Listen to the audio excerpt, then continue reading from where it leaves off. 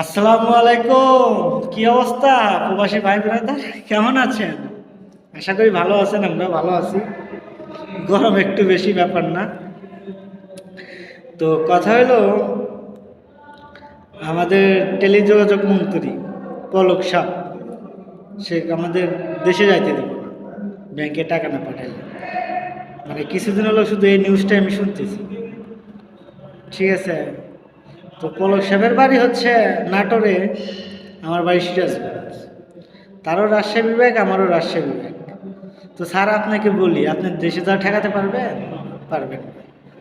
এখন এটা ডাইরেক্টলি বলতে পারতেছেন না যে প্রবাসীরা টাকা দেওয়া বন্ধ হয়েছে, দেশের তো অর্থনীতিতে ঘাটতি হয়েছে, আপনাদের যে বেতনটা বন্ধ হয়ে গেছে, এটা তো ডাইরেক্ট বলতে পারতেছেন না। এখন দুনিয়ার সব কিছু চাপে ফেলাইতেছেন প্রবাসীদের, টাকা পাঠাও টাকা পাঠাও। বাংলাদেশ ব্যাংকে তো টাকাই থাকে না।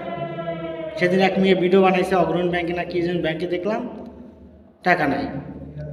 তার আগে এক ভাই এসে আপনার ভিডিও বানাইছে এই যে ইসলামী ব্যাংকে, তার নাকি 2,50,000 টাকা আছে। এক মাস হলো ম্যানেজার ঘুরাইতেছে, টাকা দিতে পারতেছে না। একটু বাংলাদেশের অবস্থা, টাকা পাঠানো কই? আপনাদের তো বেতন বেতন মনে হয় বন্ধ হয়ে যাবে না, কারণ দেশ তো অর্থনীতিতে ঘাটতি পড়ে গেছে। আর একটা এমপি বলছে যে দেশে থেন যারা এই বিদেশে কাজ করতে আসে, তারা নাকি অশিক্ষিত মূর্খ সব। তো মানলাম আমরা শিক্ষিত অশিক্ষিত মূর্খ সব কিছু মানলাম, আমরা সব কিছুই।